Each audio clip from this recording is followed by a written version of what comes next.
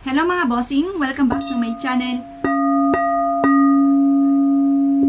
Kayo po ba mga bossing ko isa sa mga mananaya? Kamusta naman po ba? Kayo po ba'y nakatama? Masasabi ko lang po mga bossing ko, ako po'y ilang beses na rin po ako na 5 numero mga bossing ko. At kapag ka-excited po ako mga bossing, kahit isa ay wala akong nakukuha kahit pali-ticket mga bossing. Kapag atat na atat ako na manalo mga bossing. Pero yung tipo bang nawala sa isipan ko, kalmado lang ako, yun, nakakalimang numero po tayo mga bossing. Ngayon pa mga bossing, meron ako i-share sa inyo na mainam na subukan nyo po itong gawin. At ito pa mga bossing ko, kasi kapag napagsama-sama may mga 5 numero, malaking halaga rin po yan mga bossing ko na pwede ka na magsimula ng negosyo. Kaya hindi natin masabi, malay natin na kayo po yung maka-jackpot, 6 na makuha po ninyo, subukan nyo rin po ito mga bossing. Ngayon pa mga bossing, basta masasabi ko lamang, kapag po kayo parang hindi atat, yun po ay dumarating. Pero pag once na gustong-gusto mong makamit yung isang bagay, lalo na tungkol sa usapin ng pera, mas nagiging mailap. Kaya kailangan kalmado ka lamang po mga bossing. Kapag gusto nyo tumaya, lumarga kayo. Pero pag walang dating sa inyo, ayaw nyong gawin mga bossing ko, ayaw nyong tumaya, huwag gagawing obligasyon. Kaya kung kayo pinaniwala at naisip po itong gawin, ang video ito ay para po sa inyo.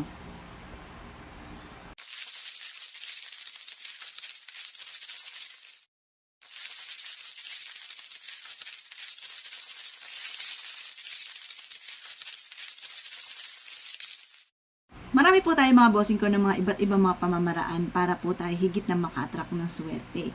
Kung naniniwala ka at naisip po itong gawin, ay lumarga po kayo. Pero kung walang dating po sa inyo ay yung gawin mga bossing, ay nako mga bossing, huwag nyo munang gagawin. Ano po ba itong aking sinasabing ito?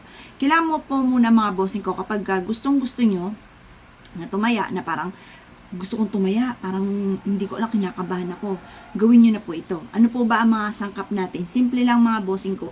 Ito po mga bossing ko, ang bulak at ganun din po mga bossing ko, ang bigas mga bossing. Kasi ang bigas ay kasaganahan, ang bulak para mas maging magaan ang dali ng swerte. Tapos tambalan din natin ito mga bossing ko ng asin. Yan, para hindi malasin mga bossing yan. Itong tatlong sangkap na ito mga bossing ko ay ilalagay po ninyo sa isang malinis na papel. Isulat nyo doon yung numero na inyo pong tinatayaan. Yan, yung tatlong sangkap na yan. Halimbawa, sa isang malinis na papel mga bossing ko, isulat nyo. Halimbawa lang ito mga bossing, pero kung gusto nyo tayaan, tayaan nyo po siya. Ang numero po mga bossing ko ay 19, pagkatapos 6 at saka 42. Pagkatapos mga bossing ko 4. Tapos, ano pa ba? Ayun po, 28, ayan. Tapos, 10, yun. Yun po mga bossing. Bahala na po kayo kung gusto yung tayaan, pero kung ayun yung tayaan at meron kayong sariling alaga, asya, kung anong gusto nyo lang tayaan mga bossing ko, yung sarili ninyong alaga.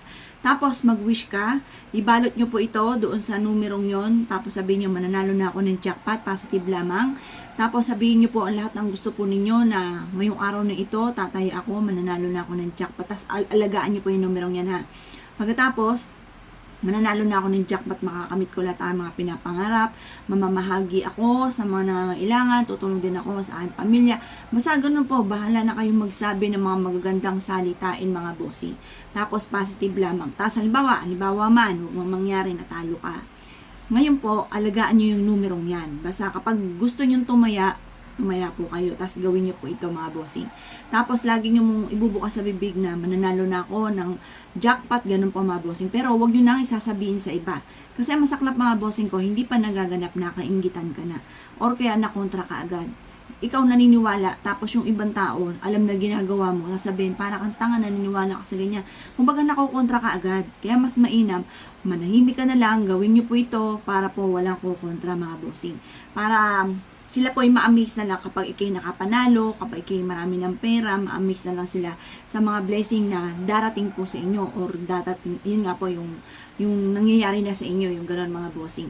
Ngayon po mga bossing, kapag ginawa nyo po ito, mas maganda sa umaga nyo gagawin. Huwag kayong gagawa sa hapon mga bossing. Dahil maaaring maka-attract kayo ng negatibo kapag sa hapon, lalo na ang palubog ng sinag ng araw. Kaya lagi ko nire-recommenda, gagawa po kayo ng pampaswerte ay tuwing umaga lamang po kasi paliwanag yung sinag ng araw at saka pataas palaki ang liwanag ng sinag ng araw. Pag sa hapon kasi mga bossing ko, taglubog na po yan at ang sunod dito ay tagdilim, gabi na. Kaya negative po yan. Mga gumagamit ng kaniwa, yan ay panggabi. Pero kapag sa umaga, mga bossing yun ang pampaswerte. Pampaswerte po tayo mga bossing ko, kaya sa umaga nyo po ito gagawin. Ngayon po mga bossing, mas mainam na kapag ikay tumaya, huwag nyo po itong ipagsasabi. Kailangan sa inyo na lamang. Gawin nyo po ito sa umaga ng pasimple lamang nung wala na kahit sino sa pamilya po muna ninyo mga bossing. Hayaan nyo na muna na kayo na lang muna nakakaalam ng mga pampaswerte. Kasi sa pamilya natin, hindi rin natin masabi na merong hindi naniniwala. Umaga, kanya-kanya tayong opinion. Ngayon, kung pamilya po ninyo, alam nyo hindi naniniwala, gawin nyo po ito ng solo. Basta, ano't ano man po, kapag gagawa ka ng mga pampaswerte, kasi sikreto lang po ito, hindi to pwede ipagsasabi, isikreto nyo na lamang. Tapos, kapag kinanalo, hayaan nyo na lang sila na magtanong kung anong sikreto po ninyo. Ngayon pa mga bossing, kung ikaw ay isa sa mga naniwala at naisyo po itong gawin, lumarga na po kayo mga bossing ko. Tapos, ilagay nyo yung inyo pong papel na meron pong balot po nito sa inyo pong pitaka, bitbitin kahit saan kayo magtungo. Pwede rin naman po na magbalot ka ng ganito, ilagay ito sa isang pouch ng kulay pula at isabit nyo po ito sa inyo pong pintuan ng main door.